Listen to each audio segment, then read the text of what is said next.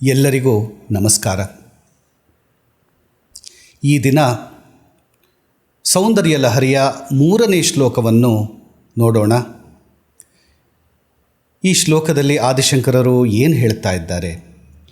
ಬ್ರಹ್ಮಾಂಡದ ಜೀವರಾಶಿಯ ಮೇಲೆ ಜಗನ್ಮಾತೆಯ ಪಾದರಜಕಣಗಳ ಅರ್ಥಾತ್ ಆಕೆಯ ಪಾದಧೂಳಿಯ ಪ್ರಭಾವದ ಮಹಿಮೆ, ಇದರ ಬಗ್ಗೆ ಆದಿಶಂಕರರು ಹೇಳ್ತಾ ಇದ್ದಾರೆ. ಈ ಶ್ಲೋಕದ ಪ್ರಸಂಗನ ಗಮನಿಸೋಣ.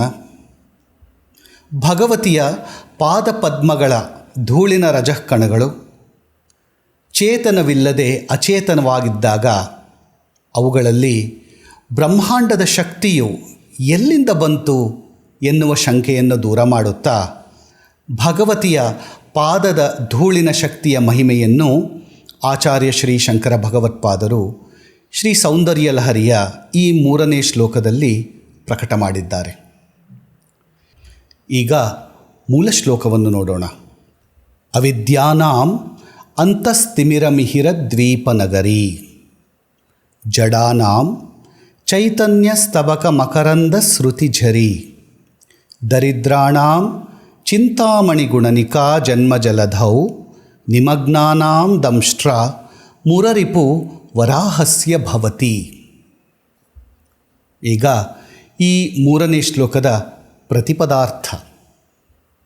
ಆದಿಶಂಕರರು ಹೇಳ್ತಾರೆ, ಹೇ ಜಗನ್ಮಾತೆ, ನಿನ್ನ ಪಾದದ ಧೂಳಿನ ಕಣವು ಅವಿದ್ಯಾನಾಂ ಅಜ್ಞಾನಿಗಳ ಅಂತಸ್ತಿಮಿರಮಿಹಿರ ದ್ವೀಪನಗರಿ ಅಂತರಂಗದಲ್ಲಿರುವ ಅಜ್ಞಾನವೆನ್ನುವ ಅಂಧಕಾರಕ್ಕೆ ಸೂರ್ಯದ್ವೀಪನಗರದಂತೆ ಇದೆ. ಜಡಾನಾಂ ಅರ್ಥಾತ್ ಜಡರಿಗೆ ಅರ್ಥಾತ್ ದಡ್ಡರಿಗೆ, ಚೈತನ್ಯಸ್ತಬಕ ಮಕರಂದ ಸ್ಮೃತಿಝರಿ ಚೈತನ್ಯವೆನ್ನುವ ಕುಸುಮಗುಚ್ಛದಿಂದ ಸುರಿಯುತ್ತಿರುವ ಮಕರಂದದಂತೆ ಇದೆ. ದರಿದ್ರಾಣಾಂ ದರಿದ್ರರಿಗೆ ಚಿಂತಾಮಣಿಗುಣನಿಕಾ ಚಿಂತಾಮಣಿಗಳ ರಾಶಿಯಂತೆ ಇದೆ. ಜನ್ಮಜಲಧೌ ಸಂಸಾರದ ಸಾಗರದಲ್ಲಿ ನಿಮಗ್ನಾನಾಂ ಮುಳುಗಿದವರಿಗೆ, ಮುರರಿಪು ವರಾಹಸ್ಯ ಮುರಮರ್ದನನಾದ ವರಾಹರೂಪಿಯಾದ ವಿಷ್ಣುವಿನ ದಂಷ್ಟ್ರಾಂ ಕೋರೆದಾಡೆಯಂತೆ ಭವತಿ ಇದೆ. ಈಗ ಈ 3ನೆಯ ಶ್ಲೋಕದ ಭಾವಾರ್ಥವನ್ನು ತಿಳಿಯೋಣ. ಆದಿಶಂಕರರು ಭಗವತಿಗೆ ಹೀಗೆ ಪ್ರಾರ್ಥನೆಯನ್ನು ಮಾಡುತ್ತಿದ್ದಾರೆ. ಹೇ ಭಗವತಿ, ನಿನ್ನ ಚರಣಕಮಲಗಳ ಧೂಳಿನ ಕಣವು ಅಜ್ಞಾನರೂಪವಾದ ಅಂಧಕಾರದಿಂದ ಆವೃತವಾದ ಅಂತಃಕರಣವುಳ್ಳವರಿಗೆ ಉದಯಿಸುವ ಸೂರ್ಯರಿಂದ ಪ್ರಕಾಶಿತವಾದ ದ್ವೀಪದಲ್ಲಿ ನಿವಾಸ ಸ್ಥಾನವಾಗಿದೆ. ಹಾಗೂ ಜಡರಿಗೆ ಚೈತನ್ಯವನ್ನು ಉತ್ಪನ್ನ ಮಾಡುವ ಕಲ್ಪವೃಕ್ಷದ ಪುಷ್ಪಗುಚ್ಛದ ಮಕರಂದವನ್ನು ತೊಟ್ಟಿಕ್ಕಿಸುವ ಶ್ರುತಿಝರಿಯೂ ಆಗಿದೆ.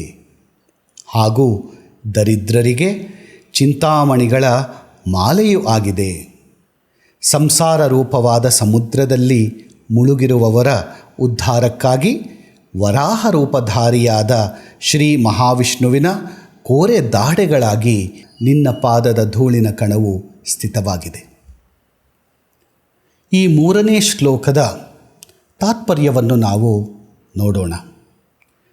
ಸೌಂದರ್ಯ ಲಹರಿಯ ಈ 3ನೇ ಶ್ಲೋಕದಲ್ಲಿ ಆಚಾರ್ಯ ಶ್ರೀ ಶಂಕರ ಭಗವತ್ಪಾದರು ಭಗವತಿಯ ಪಾದದ ಧೂಳಿನ ಅರ್ಥಾತ್ ತಾಯಿ ಲಲಿತಾ ತ್ರಿಪುರ ಸುಂದರಿಯ ಪಾದದ ರಜಕಣದ ಮಹಾತ್ಮೆಯನ್ನು ವರ್ಣಿಸುತ್ತಾ ಅದರ 4 ಪ್ರಯೋಜನಗಳನ್ನು ಹೇಳುತ್ತಾರೆ.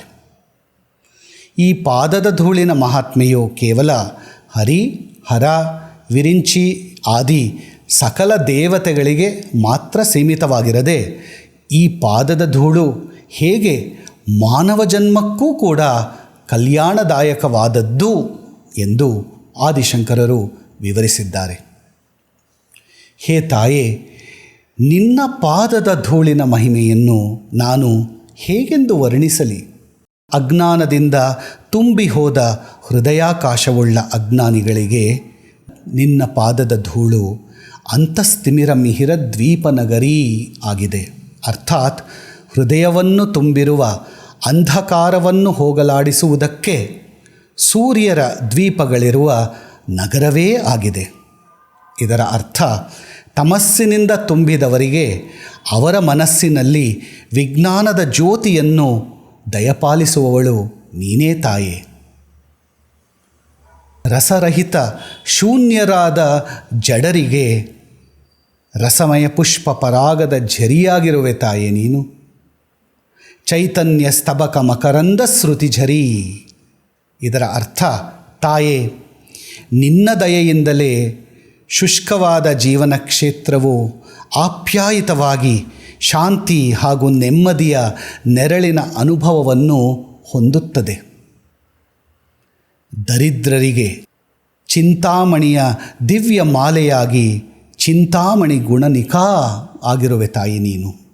ಹಾಗೂ ಸಂಸಾರವೆನ್ನುವ ಭವಸಾಗರದಲ್ಲಿ ಮುಳುಗಿರುವ ಜೀವಿಗಳಿಗೆ ವರಾಹರೂಪವಾದ ವಿಷ್ಣುವು ಜನ್ಮಜಲಧೌ ನಿಮಗ್ನಾನಾಂ,